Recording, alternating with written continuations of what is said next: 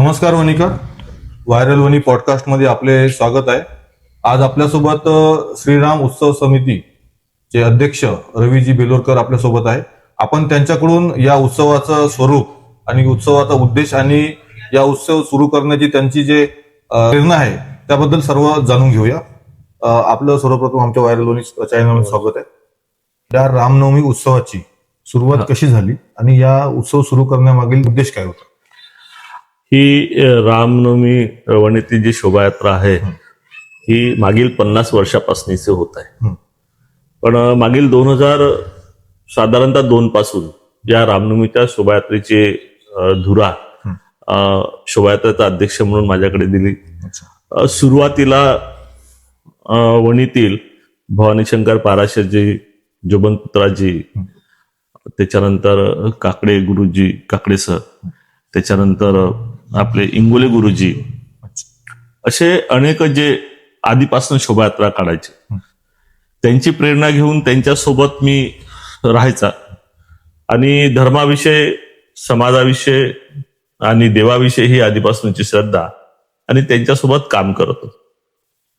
आणि काम करता करता कालांतराने त्यांना वाटले की बा आपला वारसा रवी चालवू शकते, म्हणून मग त्यांनी मला 2004ला त्यांनी शोभायात्रेचा अध्यक्ष बनवलं. आणि तेव्हापासूनची ही परंपरा जी वणीतील रामरथ जो सातत्याने मागील 50 वर्षापासून चालू आहे, ती परंपरा मी कायम ठेवली. उद्देश एकच की कोणाला तरी एकाला सामोर व्हावं लागतं, ही परंपरा बंद नाही व्हावी, ही सातत्याने चांगली शोभायात्रा कशी काढता येईल हाच प्रश्न आणि हाच मानस माझा राहिला आणि मी त्या हिशोबाने दरवर्षी प्रयत्नशील असतो. एवढ्या मोठ्या प्रमाणात या उत्सवाचं आपण आयोजन करतो, तर त्यावेळेस नियोजन करताना कोणत्या अडचणी येतात तुम्हाला? तर गेल्या 25 वर्षापासून नियोजनामध्ये आहे. अध्यक्ष म्हणून स्वतः प्रत्येक गोष्टीमध्ये लक्ष घालतो.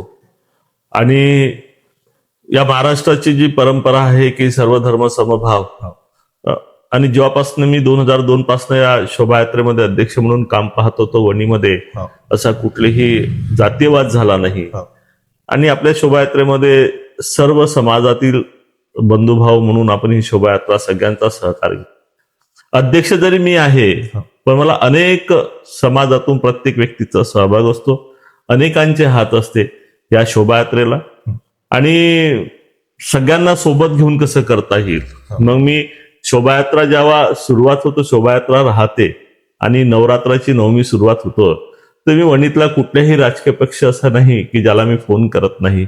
मग कुठल्याही राजकीय पक्षाच्या नेत्याला असो, कार्यकर्त्याला असो, समाजातल्या असो, वेगवेगळ्या घटकाला असो, हिंदुत्व धर्म समाजातील काम करणाऱ्या हिंदुत्व विचाराच्या लोकांना असो, प्रत्येकांना सोबत घेऊन, सहकार्य घेऊन त्या हिशोबाने या शोभायात्रेची तयारी करतो.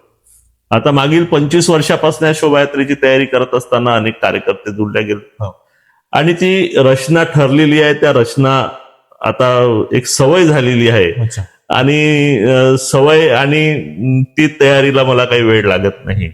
आणि मी त्यात दरवर्षी जसं नियोजन असते त्याच नियोजनामध्ये पुन्हा चांगलं कसं करता येईल याचाच विचार नेहमी डोक्यात अविरतपणे काम चालू ठेवतो. या वर्षीच्या उत्सवाचे विशेष आकर्षण काय? आपण रामनवमीच्या वेळेस दरवर्षी काहीतरी नाविन्य करायचा विचार करतो आणि त्यासाठी आपण कार्यकर्त्यांचे मत घेतो. पण दरवर्षी काहीतरी नाविन्य असलं पाहिजे. म्हणून तुम्हाला आठवत असेल की एक 8-10 वर्षाच्या आधी आपण 51 फुटाचा राम वणीमध्ये उभा केला होता टिळक चौकामध्ये, जो की तो महाराष्ट्रामध्ये पहिल्यांदा वणीमध्ये झाला. त्रास झाला उभं करायला, पण 51 फुटाचा राम हा पूर्ण महाराष्ट्रामध्ये प्रसिद्ध झाला. एक वेळ तुम्हाला आठवत असेल की शिवाजी चौकामध्ये आपण मंदिर उभं केलं होतं आणि तिथली बसलेली रामाची मूर्ती अगदी आकर्षित झाली होती. तिथे मंदिर बघायला पूर्ण वणी विधानसभेतले लोक यायचे. आता गेल्या मागच्या 2-3 वर्षापासनं एक तर प्रामुख्याने या वणीमध्ये शेगावच्या देवस्थानांचे भजन मंडळी आपण बोलवतो, गजानन महाराजांचे. तर यावर्षी सुद्धा 3 टीमा येणार आहे की अतिशय भजनाच्या मध्ये वणी कशी मंत्रमुग्ध होईल आणि एक चांगलं आकर्षण कसं होईल भक्तिमय वातावरणामध्ये वणीची शेगावची मंडळी यावेळेस संस्थांची देवस्थान संस्थांच्या देवस्थानची भजन मंडळी फार कमी ठिकाणी जातात. हो. पण मागील 2-3 वर्षापासून आपल्याला सातत्याने ते संस्थान. एक दुसरं हनुमान मागच्या वर्षी आला होता, यावर्षी हरियाणातला जो हनुमान आहे, लाईव्ह हनुमान आहे, तो येणार आहे. त्याचबरोबर अयोध्यातली जी मूर्ती आहे रामलल्लाची, ती लाईव्ह आपण या शोभायात्रेमध्ये बघाल की हुबेहूब तशीच रामलल्ला लाईव्ह दर्शन यावेळेस सगळ्यांना पाहायला मिळणार आहे. आणि ते सुद्धा रामलल्ला लाईव्ह यावेळेस शोभायात्रेमध्ये राहणार आहे. तिसरा आपण की एक मुलगा आहे, अतिशय सुंदर रांगोळी काढतो, त्याला बुकिंग केलं आहे. तर वणीतल्या जिथून जिथून शोभायात्रा जाईल त्या रोडवरती एक चांगली सुशोभित रांगोळी कशी काढता येईल याच्यासाठी प्रयत्न आहे. पण दरवर्षी आपले रामरथ असतात 2, त्याच्यानंतर पालखी असतं आणि मूर्त्या आहे रामाची, हनुमानाची, वाल्मिकजींची, अशा वेगवेगळ्या मूर्त्यांचा सुद्धा यावेळी देखा. त्याच्यानंतर लाईव्ह मुलांचा राम, लक्ष्मण, सीता हा सुद्धा यावेळेस राहणार आहे. घोडी राहतील, लाइटिंग मधले रथ राहतील, असा मोठा यावर्षी ही शोभायात्रा दरवर्षीपेक्षा एक चांगला भव्य दिव्य स्वरूपात राहील.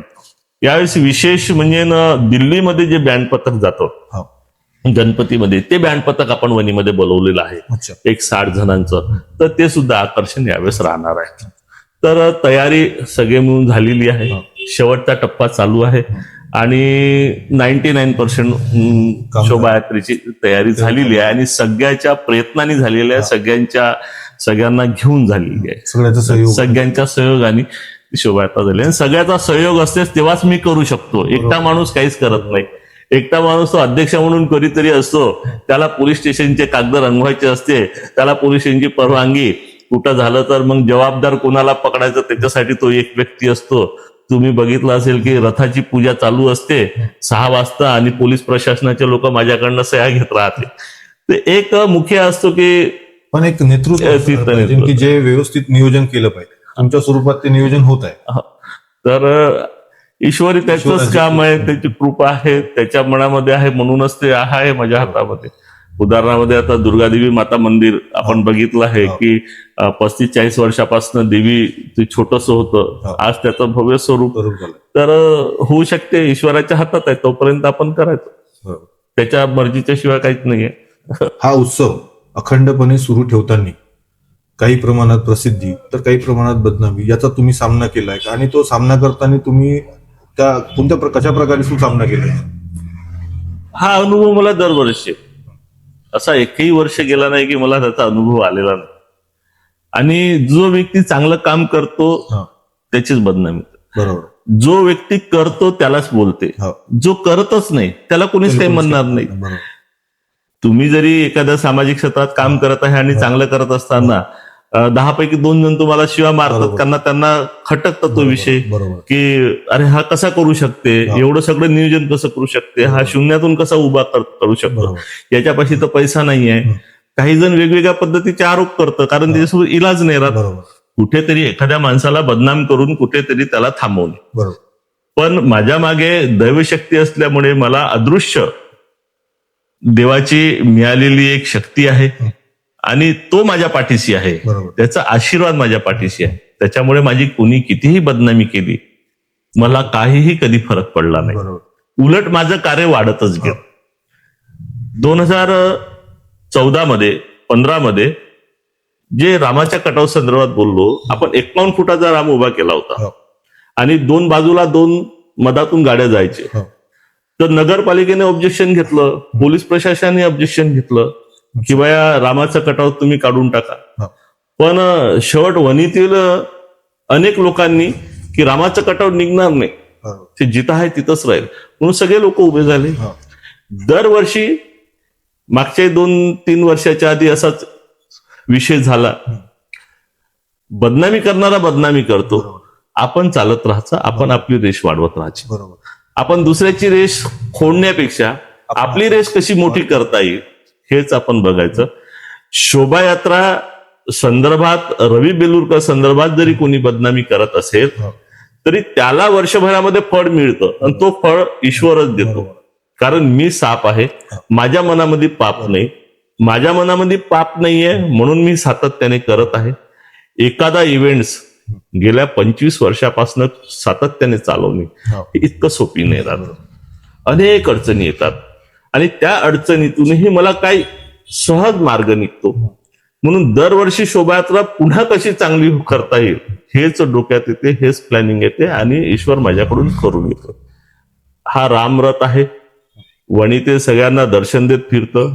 हा रामरथाचा रथ हा थांबणारा नाहीये. आज मी आहे म्हणून नाही, उद्या मी नसेल तरी रामरथाचा रथ थांबणार नाही. 25 वर्षाच्या कारकिर्दीत अनेक कार्यकर्ते तयार झालेले आहेत आणि रामरथ चालवण्यासाठी रामरथ शोभायात्रा दरवर्षी सातत्याने मोठी होईल याच्यासाठी कार्यरत अनेक कार्यकर्ते आहेत. मी जरी भविष्यात नाही राहिलो तरी शोभायात्रा अशीच मोठ्या पद्धतीने आणि धामधुमीत निघेल इतका माझा आत्मविश्वास आज आहे. समाजात जे अडथळे, बदनामी या सगळ्या गोष्टींना तुम्ही तोंड देऊ म्हणजे प्रभू श्रीरामाच्या आशीर्वादाने हे कार्य अविरतपणे चालू ठेवत आहात. मी ईश्वराचा आशीर्वाद आहे तेव्हाच ह्या गोष्टी होतं आणि आशीर्वादानेच ह्या सगळ्या गोष्टी होत आहेत. माझी जितकी बदनामी कोणी केली असेल त्याच्यापेक्षा जास्त पुन्हा पुढच्या वर्षी काम वाढलेलं आहे. आपण मार्क करा, ज्या वर्षी माझी बदनामी कोणी केली असेल त्याच्यापेक्षा पुढच्या वर्षी मी पुन्हा ताकदीने काम केली. उलट मला ती ताकद मिळते, ती बळ मिळते आणि मी पुन्हा सामोरं जातो, प्रेरणा मिळतं आणि त्या प्रेरणेतून पुन्हा शिकतो माणूस. आणि कुणी निंदकाचे असा घर शेजारी ही जी मन आहे जुन्या लोकांनी टाकली ही काही चुकीची नाही आहे. जेवढी निंदा होते त्यातून शिकल्या जाते.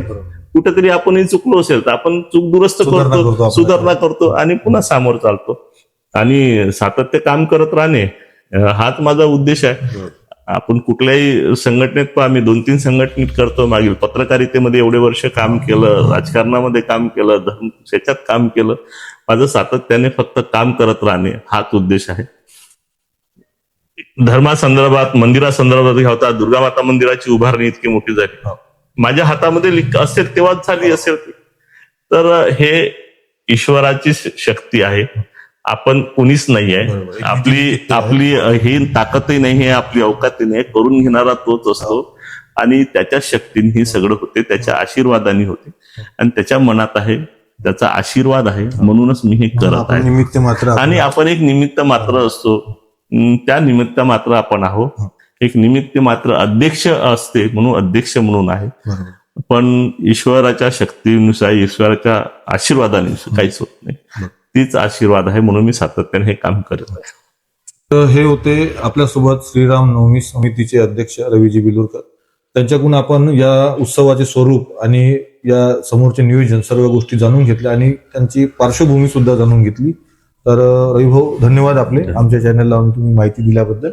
आणि आता अशा प्रकारच्या नवीन वेगवेगळ्या विषयावर आपण पॉडकास्ट घेऊन राहू आणि त्यासाठी आपण आपल्या चॅनलला असे प्रेम देत राहा आणि व्हिडिओ आवडल्यास कमेंट, लाईक आणि चॅनलला सबस्क्राईब करा. धन्यवाद.